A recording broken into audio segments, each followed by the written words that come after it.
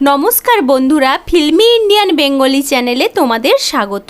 গল্পের শুরুতে আমরা দেখি সূর্যগ্রহণের দিন সবাই আকাশের দিকে তাকিয়ে সূর্যের ছবি তুলছিল। পরের সিনে আমরা দেখতে পাই ম্যানেজার কে-পপ সিঙ্গার যারা নতুন তাদেরকে রেডিওতে ইন্টারভিউর জন্য ডাকছিল। এরই সাথে সাথে আমাদের গল্পের মেইন ক্যারেক্টার সিয়নজেকে দেখতে পাই। সে ইন্টারভিউর জন্য খুবই এক্সাইটেড ছিল। অন্যদিকে হাসপাতালে আমাদের গল্পের ফিমেল লিড ক্যারেক্টার ইমসুলকে দেখানো হয়। একটা অ্যাক্সিডেন্টের কারণে তার পাটা প্যারালাইজড হয়ে গেছে, সে কোনো দিন হাঁটতে পারবে না। তার মা খুব চিন্তায় ছিল। ভুল করে ইমসুলের মা তার পায়ের নখের কোণটা কেটে দেয়, রক্ত বেরোতে থাকে, কিন্তু ইমসুল কোনো রেসপন্স করে না। তার মা তার মেয়ের এরকম কন্ডিশন দেখে খুবই কান্না করতে থাকে, বলে আমি তোমার জন্য ওষুধ আনতে যাচ্ছি। তাড়াহুড়োতে তার মায়ের হাত লেগে একটা কাঁচের ফুলদানি ভেঙে পড়ে যায়। তার মা বলে আমি কাউকে পাঠিয়ে দিচ্ছি, এই জায়গাটা পরিষ্কার করে দেবে। এরপর ইমসুল কাঁচের একটা টুকরো তুলে নেয়। সেই টুকরো দিয়ে সে নিজেকে আঘাত হানতে থাকে। তার বাঁচার কোনো ইচ্ছা নেই, সে নিজের জীবনটা শেষ করে দিতে চাইছে। কিন্তু কেন? ইমসুল ফোনটা তোলে। সিয়নজে তার নিজের পরিচয় দেয়। ইমসুল বলে আমি তোমাকে চিনি না, আমি জানি না। গ্রুপের মেম্বাররা বলে তুমি তো নিশ্চয়ই আমাদের ব্র্যান্ডটাকে চেনো, আমরা 2 মাস লঞ্চ করেছে। ইমসুল বলে না, আমি চিনি না। ফোনটা কাটতেই যাচ্ছিল, সেই সময় শোয়ের হোস্ট তাকে বলে আজকের ওয়েদারটা কত ভালো, আমরা এইচকে রেডিও থেকে কথা বলছি, এখন তোমাকে পুরো কোরিয়া শুনছে। ধন্যবাদ, তুমি আমাদের ফোনটা রিসিভ করেছো। আমাদের তরফ থেকে নতুন ব্র্যান্ডের জুতো দেওয়া হবে। এই কথাটা শোনা মাত্র ইমসুল খুবই রেগে যায়, কারণ সে হাঁটতে পারে না, তাকে জুতো দেওয়ার কথা বলা হয়েছে। সে বলে আমাকে বিরক্ত করো না, আমার কিছু দরকার নেই। তখন শোয়ের হোস্ট বলে ঠিক আছে, তোমাকে একটা সাইকেল দিয়ে দেওয়া হবে। তখন সে আরও রেগে যায়। সে বলে তোমরা কি আমার সাথে ইয়ার্কি করছো? তোমাদের জন্য হয়তো ঠিক আছে, কিন্তু আমার মতো মানুষরা যারা হাঁটতে পারে না তাদের কাছে জুতো বা সাইকেলের কোনো মূল্য নেই। কিন্তু এতে তোমাদের কি? তোমরা তো শুধু তোমাদের নিজেদের টাইম পাস করো। চিৎকার করে বলে আমাকে যদি এরপর থেকে বিরক্ত করো আমি তোমাদের স্টেজে আগুন ধরিয়ে দেবো। এরপর ইমসুল ফোনটা ছুঁড়ে দেয়। রেডিও সেন্টার কিছুক্ষণের জন্য নিস্তব্ধ হয়ে যায়। সবাই বলে ফোনটা কেটে দাও, কিন্তু সিয়নজে ফোনটা কোনো মতে কাটতে চাইছিল না। সে বলে তুমি যদি আমার কথা শুনছো ধন্যবাদ জীবিত থাকার জন্য। তুমি তাদের জন্য বাঁচো যারা তোমাকে এই সুন্দর জীবনটা দিয়েছে। তুমি তোমার ফ্যামিলির জন্য বাঁচো। প্রবলেম সবার জীবনে থাকে, কারো কম কারো বেশি, কিন্তু তার জন্য কেউ বেঁচে থাকা ছেড়ে দেয় না। সবাই যদি আত্মহত্যার পথ বেছে নিত তাহলে পৃথিবীটা এত সুন্দর হতো না।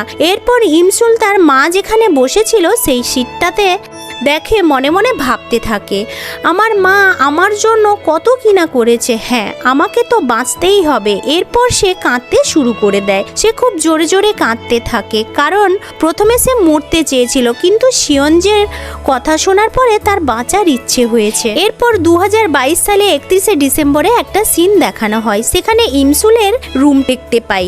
পুরো রুমে সিয়নজের পোস্টারে ভরা, কারণ ইমসুল সিয়নজের সবচেয়ে বড় ফ্যান হয়ে গেছিল। ইমসুলের ঠাকুমাকে দেখতে পাই, তার মানসিক অবস্থা ভালো ছিল না।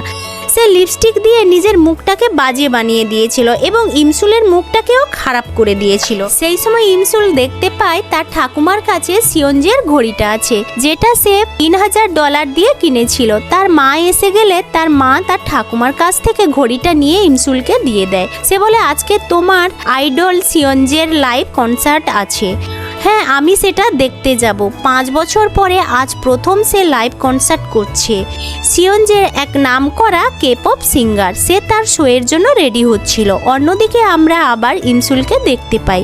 সে একজন এডিটর ছিল, সে অ্যাস্ট্রোলজারের ভিডিও এডিট করছিল। সেখানে বলা হয় আমরা মরে গেলে আমাদের আত্মা জীবিত থাকে, তাদের সব কিছু মনে থাকে। ওখানে একটা ব্রিজ আছে, ওই ব্রিজটা আমরা যদি পেরিয়ে চলে আসি তাহলে আমরা আমাদের সমস্ত স্মৃতি স্মৃতি ভুলে যাব। ইমসুল তার ক্লায়েন্টকে বলে, তুমি কি সব ফালতু কথা বলছো, এইসব আমাকে দিয়ে এডিট করাচ্ছ। এরপর ইমসুল কনসার্টে যাওয়ার জন্য রেডি হয়ে যায়, চকলেট, টিকিট এবং একটা হেয়ার ব্যান্ড নিয়ে নেয়। এরপর সে সিওনজের পোস্টারটাকে দেখে বলে, তুমি শুধু আমার অপেক্ষা করো, আমি এক্ষুনি চলে আসছি। অন্যদিকে ইমসুলের বন্ধুকে দেখতে পাই, তাকে গাড়িতে বসিয়ে কনসার্টের দিকে যাচ্ছিল। তাকে বলছিল, তুমি কি খুবই এক্সাইটেড আছো? ইমসুল বলে, হ্যাঁ আমি প্রচুর এক্সাইটেড তাকে লাইভ দেখার জন্য। ইমসুল তার বন্ধুকে বলে, তুমি আমার জন্য নিজের সময় দিয়েছো, তুমি খুব ব্যস্ত থাকো আমি জানি, এর জন্য তোমাকে ধন্যবাদ। ইমসুলের বন্ধু তাকে একটা অ্যালবাম দেয়, সেই অ্যালবামটা খুলে দেখে সেখানে সিওনজের স্কুল লাইফের সমস্ত ছবি আছে। সে বলে, এ বাবা, এ আমাদের সামনের বিল্ডিংয়ে ছিল, কিন্তু আমি কোনোদিন দেখিনি। তার বন্ধু বলে, তুমি অন্য কারোর দিকে কেন তাকাবে যখন তোমার অন্য কারোর সাথে প্রেম ছিল? ইমসুল জিজ্ঞেস করে, কে ছিল? তার কি কোনো ছবি আছে তোমার কাছে? তার বন্ধুটা বলে, তোমার অ্যাক্সিডেন্টের পরে সেই ছেলেটার সাথে অন্য কোনো মেয়ের স্ক্যান্ডেল হয়ে গেছিল, যার জন্য তাকে স্কুল থেকে বের করে দেওয়া হয়। এরপর ইমসুল কনসার্টে চলে আসে। সে দেখতে পায় চারিদিকে লোকজন ভিড়ভাট্টায় এবং সবাই কত খুশি, তাদের ফেভারিট আইডলকে তারা দেখতে পাবে। এরপর ইমসুলের ফোনটা বেজে ওঠে, তাকে অপর প্রান্ত থেকে বলা হয়, এক্ষুনি তোমাকে ইন্টারভিউর জন্য আসতে হবে। ইমসুল বন্ধুকে বলে, তুমি একটু লাইনে দাঁড়াও, আমি গেলাম আর এলাম। ইমসুল সেখান থেকে চলে যায়। সে গিয়ে জানতে পারে সেখানে সিঁড়ি দিয়ে ওঠানামা করতে হয়। অফিসের স্টাফ বলে, আচ্ছা তাহলে আপনি ছিলেন, আমি আপনাকে কল করেছিলাম। সে বলল, দেখুন আমাদের এমন কাজ সিঁড়ি থেকে ওঠানামা বেশি করতে হয়, আপনার যেহেতু এই অবস্থা আমি তো আপনাকে কাজটা দিতে পারবো না। যবে আমাদের অফিসে এলিভেটর লাগানো হবে আমি আপনাকে আবার কল করে নেব। এরপর উদাস মনে ইমসুল সেখান থেকে বেরিয়ে আসে। তার বান্ধবী তাকে অনেক ফোন করে, কিন্তু সে আসবে বা কি করে, রাস্তায় ট্রাফিক জ্যাম ছিল। এরপর সে যখন পৌঁছায় সে দেখতে পায় দরজা বন্ধ হয়ে গেছে। ওখানে একটা স্টাফকে বলে, আমাকে প্লিজ যেতে দাও। সে প্রথমে মানা করেছিল, ঠিক আছে তোমার টিকিটটা দেখাও, আমি তোমাকে ঢুকতে দেব। ইমসুল ব্যাগে হাত দেয়। সে বুঝতে পারে তার ব্যাগে টিকিট ছিল না, কারণ টিকিট বাসে ফেলে এসেছিল। শো স্টার্ট হয়ে গেছিল। ইমসুল স্টেডিয়ামের বাইরে বসে গান শুনে। ইমসুল বলে, এই গানটা তো প্লে লিস্টে ছিল না। ঠিক আছে, কোনো অসুবিধে নেই, আমি এই গানটা শুনতে থাকি। সে চোখ বন্ধ করে গানটা শুনতে থাকে এবং পুরো গানটাকে ভালো করে শোনে। সে খুব আনন্দ করে, মজা করে। এরপর কনসার্ট শেষ হয়ে গেল, সবাই বাইরে চলে আসে। সেই সময় সেখানে স্নোফল শুরু হয়ে যায়। ইমসুল খুব এনজয় করতে থাকে। সে মনে মনে ভাবতে থাকে, সিওনজু মনে হয় এই স্নোফল দেখে খুবই এনজয় করছে। সে যখন সেখানে বসছিল তখন তার সাথে কোনো একজন লোকের ধাক্কা লাগে, যার ফলে তার হাত থেকে মোবাইলটা নিচে পড়ে যায়। সে কাউকে কল করতে পারছিল না। ড্রেসিং রুমে দেখানো হয় সিওনজের গ্রুপ মেম্বাররা বলে, তুমি কি করে আমাদের না জানিয়ে এই গ্রুপটা ছাড়তে চাইছো? সিওনজে বলে, আমি এখন কারোর সাথে কথা বলার মুডে নেই। ইমসুল হুইল চেয়ারে বসে রাস্তা দিয়ে যাচ্ছিল। সেই সময় তার হুইল চেয়ার খারাপ হয়ে যায়। সে ঠান্ডায় কাঁপছিল। সে কাউকে ফোনও করতে পারছিল না, কারণ তার মোবাইল খারাপ হয়ে গেছিল। সেই সময় তার কাছে একটা গাড়ি এসে দাঁড়ায়। তার ভেতর থেকে কেউ একজন ছাতা নিয়ে বাইরে বেরিয়ে আসে। প্রথমে ইমসুল কিছু বুঝতে পারছিল না। সে দেখতে পায় এই লোকটা অন্য কেউ নয়, তার ফেভারিট আইডল সিওনজু। সে যেন তার জায়গা থেকে নড়তেই পারছিল না। সে হতবাক হয়ে যায়, কারণ সে নিজেকে বিশ্বাস করাতে পারছিল না। সেই সময় তার সামনে তার ফেভারিট আইডল দাঁড়িয়ে আছে। সিওনজে ছাতাতে ইমসুলের পুরো বডিটা কভার করে নেয়। তাকে জিজ্ঞাসা করে, তুমি এই সময় এখানে কি করছো? কিন্তু ইমসুল কোনো জবাব দেয় না, তার দিকে হাঁ করে তাকিয়ে থাকে। সিওনজে তাকে জিজ্ঞেস করে, তোমার হুইল চেয়ারটা কি খারাপ হয়ে গেছে? অবশেষে ইমসুল বলে, আমি আপনার বড় ফ্যান, আমি তোমার মাথার উপরে এই ব্যান্ডটা দেখে বুঝতে পেরেছিলাম। ইমসুল ঠান্ডায় কাঁপছিল, তাকে গ্লাভস দেয়, তাকে বলে, আমি কি তোমাকে তোমার বাড়ি অবধি ছেড়ে দিয়ে আসতে পারি? এইটা শোনার পরে ইমসুল খুবই আনন্দ পায়, কারণ সে যাকে তার আইডল মানে সে তাকে তার বাড়িতে ছেড়ে দিয়ে আসবে বলছে। এর থেকে আনন্দের আর কি হতে পারে? এটা তার জীবনের সবচেয়ে বড় পাওয়া। তার বন্ধুটা চলে আসে, এরপর সিয়নজে সেখানে হাঁটু গেড়ে বসে যায়, তাকে ছাতাটা দেয়। ইমসুল বলে, আমিও আপনাকে কিছু একটা দিতে চাই, আমার কাছে তো এই মুহূর্তে কিছু নেই, আমি আপনাকে একটা চকলেট দিতে চাই, আমি জানি এই চকলেটগুলো আপনার পছন্দের। ইমসুল বাড়িতে গিয়ে তার মাকে জিজ্ঞেস করে, আমাকে কে বাঁচিয়েছিল? তার মা বলে, তুমি কেন এসব কথা জিজ্ঞেস করছো? ইমসুল তার রুমে চলে আসে এবং সেখানে ইউজিনের সমস্ত জিনিসগুলোকে দেখতে থাকে এবং তার দেওয়া সেই ছাতাটাকে পরিষ্কার করতে থাকে। সে একটা বক্স খোলে, সেখানে ইউজিনের সমস্ত জিনিসপত্র গোছানো ছিল। মোবাইলেও আজকের কনসার্টের ছবিটাও পাবলিশ করা হয়েছে। সে সেটা দেখে খুব খুশি হতে থাকে। অন্যদিকে দেখানো হয় সিয়নজে রুমে ছিল, সে ভালো ছিল না। তার ম্যানেজার তাকে বারবার কল করে, কিন্তু সে খুব ডিপ্রেশনে ছিল। সে ডিপ্রেশনের অনেকগুলো ট্যাবলেট একসাথে খেয়ে উপর থেকে নিচে সুইমিং পুলে ঝাঁপ দিয়ে দেয়। ইমসুলের মোবাইলে অনেক নোটিফিকেশান আসে, সে দেখে সেখানে লেখা ছিল, আমাদের ফেভারিট আইডল মারা গেছে।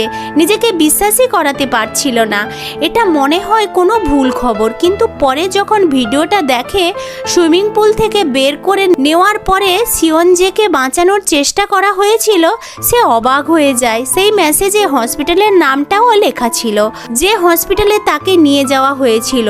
ইমসুল একটুও দেরি না করে সে বাড়ি থেকে প্রচণ্ড গতিতে রাস্তা দিয়ে আসছিল। আস্তে আস্তে তার সাথে কারও ধাক্কা লেগে যায় এবং তার হাতে থাকা ওই ঘড়িটা নিচে জলে পড়ে যায়। ওটাকে আনার জন্য সে নিচের দিকে যখন যায়, সে তার হুইল চেয়ারে থেকে পড়ে যায়। বহু কষ্টে সেই ঘড়িটা খুঁজে পায় এবং সেটাকে হাতে তুলে নেয়। এরপর সে যখন কনফার্ম নিউজ পায়, ডাক্তার তাকে অনেক চেষ্টা করার পরেও বাঁচাতে পারেনি এবং সে জানতে পারে সে অনেক ডিপ্রেশনে ছিল। একা থাকার জন্য সে নিজেকে আর বাঁচাতে পারেনি এবং সুসাইড করে। ইমসুল কোনো মতে বিশ্বাস করতে পারছিল না। আমি কিছুক্ষণ আগে দেখা করেছি এবং আমার সাথে কত সুন্দরভাবে কথা বলেছিল, সেই মানুষটা কিভাবে এটা করতে পারে? এরপর হঠাৎ করে তার ঘড়িতে কিছু একটা হয়ে যায়, সেখানকার সব কিছু থেমে যায়, মানুষজন, গাড়ি, বাস সব কিছু ফ্রিজ হয়ে যায়। ইমসুল টাইম টেবিল করে তার স্কুল জীবনে ফিরে আসে, মানে পিছিয়ে যায়। সে স্কুলে শুয়েছিল, তার টিচার তাকে রুমে ঘুমানোর জন্য তাকে বকছিল। ইমসুল হা করে তাকিয়ে থাকে, সে মনে মনে ভাবতে থাকে, আমি এখানে কি করে এলাম? এরপর সে তার টিচারকে দেখে বলে, আরে বুলডগ। এটা শোনার পরে সবাই হাসতে থাকে। টিচার তাকে বলে, তুমি দাঁড়িয়ে পড়বে। সে যখন দাঁড়ায়, সে মনে মনে ভাবতে থাকে, কি ব্যাপার, আমি দাঁড়াতে পারছি? সে এক ছুটে রুম থেকে বেরিয়ে যায়। সে কাউকে জিজ্ঞেস করে সিয়নজেকে কোথায় পাবো। অন্যদিকে আমরা সিয়নজিকে দেখতে পাই সুইমিং প্র্যাকটিস করার জন্য তার টিমের সাথে যাচ্ছিল। ইমসুল সিয়নজেকে খুঁজতে খুঁজতে সেখানে চলে আসে। প্রথমে সে খুব ইমোশনাল হয়ে যায়, কারণ সে বেঁচে আছে। সিয়নজে চিন্তা করতে থাকে, এই মেয়েটা কে? আমি তাকে চিনি না, কেন আমার নাম ধরে ডাকছে? ইমসুল চিৎকার করতে করতে সিয়নজের দিকে ছুটে যায় এবং তাকে জড়িয়ে ধরে, তাকে আরও জোরে জড়িয়ে ধরে। তাকে বলে, আমি জানি তুমি খুব একা আছো এবং তুমি ডিপ্রেশনে ছিলে, আমি তোমার ব্যাপারে বুঝতে পারিনি, তুমি আমাকে ক্ষমা করে দাও, আমি তোমাকে বাঁচাতে পারিনি। এরপর গার্ড এসে ইমসুলকে সেখান থেকে তুলে নিয়ে যায়। সেই সময় ইমসুল বলতে থাকে, I love you, I love you. ইমসুলের পায়ে চোট লাগে, সে মনে মনে বলতে থাকে, আমি যদি স্বপ্ন দেখছি তাহলে কেন আমি ব্যথাটা অনুভব করছি? এরপর সে রাস্তা দিয়ে হাঁটতে থাকে। তার কাছে সিয়নজের সেই ঘড়িটা ছিল। সে এখনও বুঝতে পারে না সে টাইম টেবিলের করে পেছনে চলে এসেছে। এখনও ভাবছিল, আমি মনে হয় কোনো স্বপ্ন দেখছি। সে দেখতে পায় একটা ব্রিজ। তখন সে তার সেই ক্লায়েন্টের কথাটা মনে করতে থাকে, যেখানে বলা হয়েছিল ব্রিজ ক্রস করলেই তুমি সব কিছু ভুলে যাবে। এই সব কথা মনে করে সে খুব অবাক হয়ে যায়।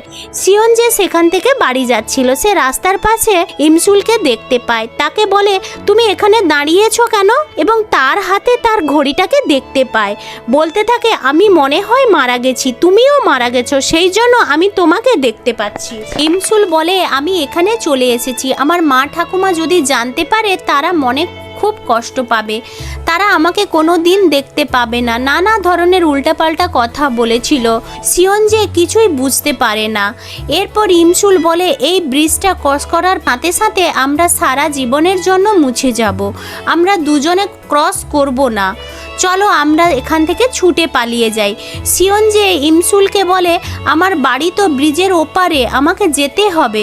ইমসুল পেছন থেকে জড়িয়ে ধরে, তাকে বলে, চলো আমরা দুজনে একসাথে থাকি, তুমি প্লিজ যেও না।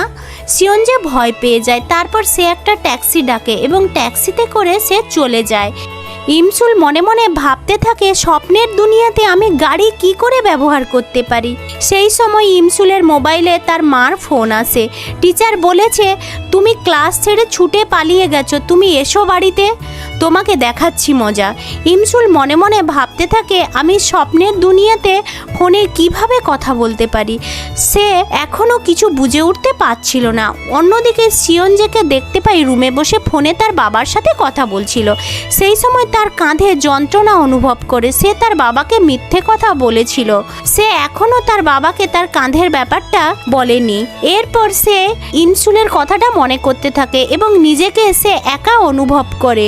ইমসুল তার বাড়ির সামনে আসে এবং সে মনে মনে ভাবতে থাকে, আচ্ছা এই বাড়িটা তো আমার বাস্তব জীবনে ঘরের মতো লাগছে। সে যখন বাড়ির ভেতরে প্রবেশ করে দেখতে পায় মায়ের বয়সটা কম আছে। সে মনে মনে ভাবতে থাকে, এটা কি করে সম্ভব।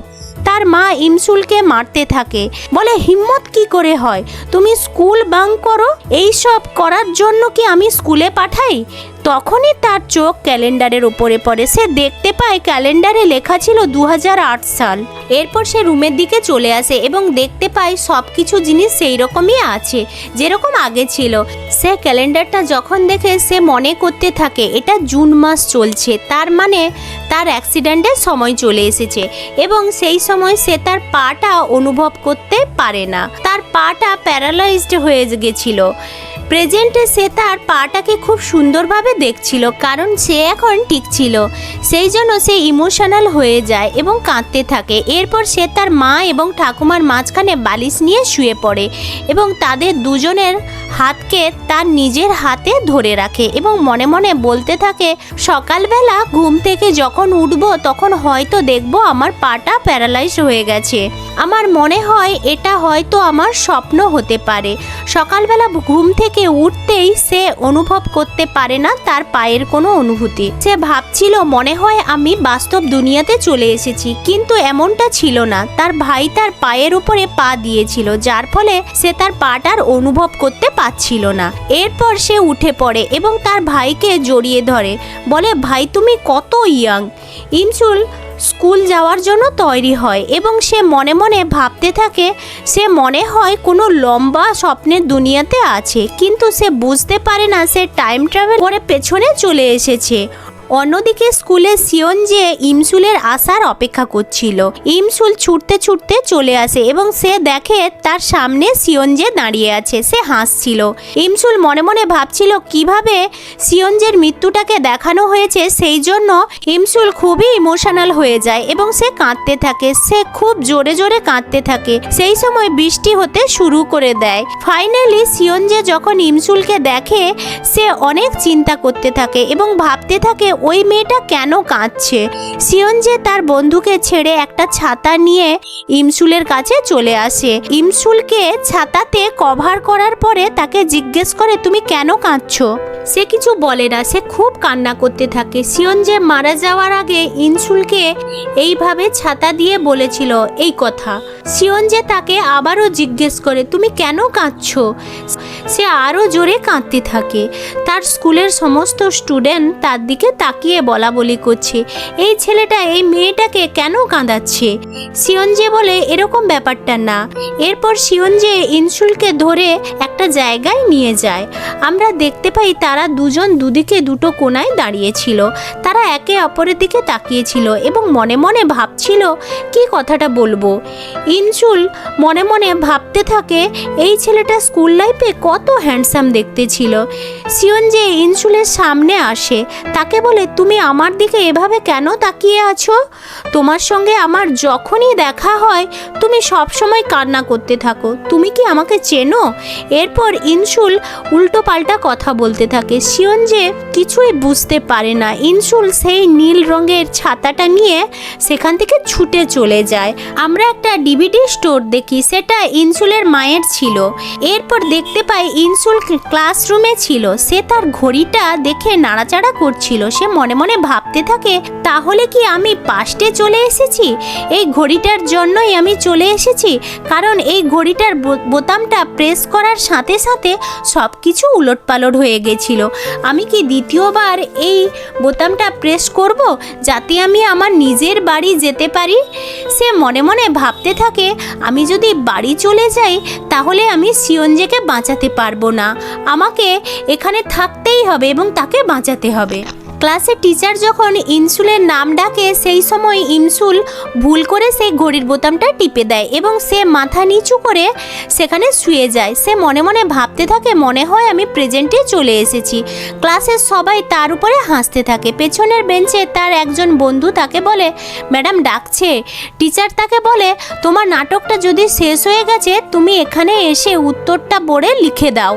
ইনসুল উঠে বোর্ডের সামনে যায়, ম্যাডামকে বলে, আমার পেটে ব্যথা করছে। তার বন্ধুটা অবাক হয়ে যায়।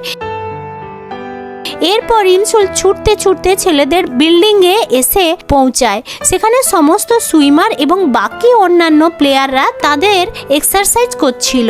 ইনসুল সিয়ঞ্জেকে ডাকতে থাকে। সে দেখতে পায় সে কসরত করছে। সে খুব খুশি হয়ে যায়। সে মনে মনে ভাবতে থাকে, এই সময় সিয়ঞ্জেকে দেখতে কতটা হ্যান্ডসাম এবং হট লাগছে। সেখানে দাঁড়িয়ে থাকা অবস্থায় সে সিগারেটের গন্ধ পায়। সে মনে মনে ভাবতে থাকে, নোংরা ছেলে এখানে সিগারেট খাচ্ছে, এর ফলে সিয়ঞ্জের শরীরটা খারাপ হতে পারে। সে বাইরের দিকে এসে দেখে আমাদের গল্পের সেকেন্ড লিড ক্যারেক্টার দাঁড়িয়ে আছে এবং তার সাথে তিনটে নোংরা ছেলে দাঁড়িয়ে আছে। তারা সিগারেট খাচ্ছিল। আমাদের সেকেন্ড লিড ক্যারেক্টার স্কুলের খুবই ফেমাস, কারণ সে খারাপ ছেলে। তার নাম ছিল তাইসুন। এরপর ইনসুল প্রাচীর থেকে নিচে ঝাঁপ দিয়ে একটা ছেলের উপরে পড়ে যায়। তাকে বলে, তুমি এখানে সিগারেট খাচ্ছ? আমি তোমার থেকে কত বড় হই, আমাকে তো একটু সম্মান করো। তাইসুন ইনসুলের কানে কানে বলে, আমাদের এখান থেকে কেটে পড়তে হবে। এরপর তাইসুন ইনসুলের হাত ধরে তাকে সেখান থেকে নিয়ে ছুটতে থাকে। তারা দুজন এক জায়গায় এসে দাঁড়ায়। তাইসুন তার পকেট থেকে সিগারেটটা বের করে যখন ধরাতে যাচ্ছিল সেই সময় তাদের স্কুলের স্যার চলে আসে।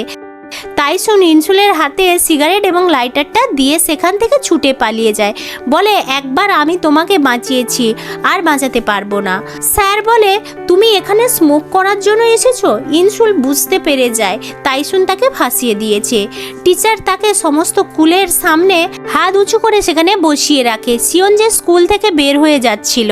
ইনসুলকে সে দেখে নেয়। সে তখন মনে মনে ভাবতে থাকে, সিয়ঞ্জে যদি আমাকে দেখে নেয় তাহলে সে কি ভাববে। সে নিজের চুল দিয়ে তার মুখটাকে ঢাকার চেষ্টা করছিল। স্যার তার চুলটা লাঠি দিয়ে সরিয়ে দেয়। সিয়ঞ্জে দেখে নেয়। সে ইনসুলের কাছে আসে, তাকে জিজ্ঞেস করে, তুমি কবে থেকে স্মোক করছো? আমি তো জানতাম না। এরপর সিয়ঞ্জে সেখান থেকে রেগে চলে যায়। সেই সময় সেখানে তাইসুন চলে আসে। তাকে জিজ্ঞেস করে, আমার লাইটার কোথায়? সে বলে, ছুঁড়ে দিয়েছি। আমি জানতাম না তুমি বাস্তব জীবনে এত খারাপ একটা ছেলে। তুমি কিভাবে আমাকে সেখানে একা ছেড়ে দিয়ে চলে গেলে? তাইসুন বলে, তুমি আমার সামনে থেকে সরে যাও, আমি তোমার মুখ দেখতে চাই না। এই কথাটা শোনার পর তাইসুন আস্তে আস্তে ইনসুলের কাছাকাছি আরও কাছাকাছি আসতে থাকে। তাকে বলতে থাকে, বন্ধুকে বাঁচানোর বদলে আগে নিজেকে বাঁচানোর চেষ্টা করা শিখতে হবে তোমাকে। পরের সিনে ইনসুল এবং তার বন্ধুকে একটা রেস্টুরেন্টে খাবার খেতে দেখি। তার বন্ধুকে ইনসুল জিজ্ঞেস করে, আচ্ছা একটা ভালো ছেলেকে পটাতে গেলে কি করতে হবে? তার বন্ধুটা বলে তোমাকে ইমপ্রেশন ভালো রাখতে হবে। ইনসুল বলে না, আমার ইমপ্রেশন মোটেও ভালো নেই। প্রথম ইমপ্রেশনে আমি তাকে জড়িয়ে ধরেছিলাম, দ্বিতীয় ইমপ্রেশনে আমি সিগারেট হাতে নিয়ে তার সামনে ছিলাম। তার বন্ধুটা তাকে বলে তাহলে তো তোমাকে এটা ছেড়েই দিতে হবে, আর কোনো রাস্তা নেই। বন্ধু বলে তুমি তো তাইশুনকে ভালোবাসো, তুমি তো কালকেই তাকে প্রপোজ করলে। ইনসুল অবাক হয়ে যায়, সে বলে কি বলছো তুমি? এরপর আমরা ফ্ল্যাশব্যাকে একটা সিন দেখতে পাই কিভাবে ইনসুল তাইশুনের সঙ্গে দেখা করার জন্য এসেছিল। তাকে বলে যবে থেকে আমি তোমাকে গান গাইতে দেখেছিলাম তবে থেকে আমি তোমার প্রেমে পড়ে গেছি। তখনই সে তাকে কিছু গিফট এবং লাভ লেটার দেয়, কিন্তু তাইশুন কোনো কিছু বলছিল না এবং ইনসুলের দিকে এক দৃষ্টিতে তাকিয়েছিল। পরের সিনে দেখতে পাই প্রেজেন্টে ইনসুল তার রুমে চলে আসে এবং সেই লাভ লেটারটা পড়তে থাকে, মনে মনে বলতে থাকে কিভাবে আমি এই খারাপ লাইন লিখতে পারি। আমি যদি একদিন আগে আসতাম তাহলে এই লাভ লেটার দেওয়ার থেকে নিজেকে বাঁচাতে পারতাম। মনে মনে ভাবতে থাকে আমাকে তাইশুনকে ছেড়ে সিয়নজের পরে ফোকাস করতে হবে। এরপর সে সিয়নজেকে একটা ফ্রেন্ড রিকোয়েস্ট পাঠায়। সিয়নজে ফ্রেন্ড রিকোয়েস্টটা দেখে নেয়। ইনসুল খুব আনন্দে ছিল, মনে হয় আমাকে সে বন্ধু বানিয়ে নেবে, কিন্তু তার হাসিটা কিছুক্ষণের ভেতরে গায়েব হয়ে যায়, কারণ সিয়নজে তার ফ্রেন্ড রিকোয়েস্টটা অ্যাকসেপ্ট করেনি। সে খুব দুঃখী হয়ে যায়। সে মনে মনে ভাবতে থাকে মনে হয় সিয়নজে আমাকে একদমই পছন্দ করে না। আজকের ভিডিওটা যদি ভালো লাগে তাহলে অবশ্যই একটা লাইক দিয়ে একটা কমেন্ট করে দেবেন, আর এক্সপ্লেনেশনটা যদি ভালো লাগে তাহলে অবশ্যই আমাদের চ্যানেলটিকে সাবস্ক্রাইব করে দেবেন। এটা আপনাদের কাছে তো ফ্রি, কিন্তু আমাদের অনেক হেল্প হয়। দেখা হচ্ছে পরের এপিসোডে, তাহলে এখন রাখি।